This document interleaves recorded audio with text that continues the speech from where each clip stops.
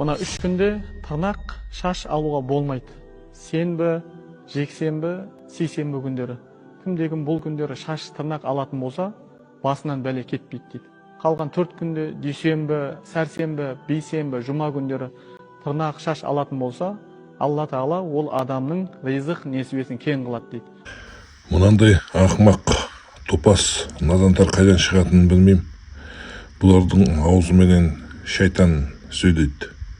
Сондықтан мұндай ақымақтарды тыңдауға болмайды. Бұларды тыңдасаң, байқамай шірк жасап қоясың. Мен мысалы шашымды да, тырнағымды да күндіз алам, түнде алам, кез келген күн ала берем. Қашан алғым келеді, сол күн алам.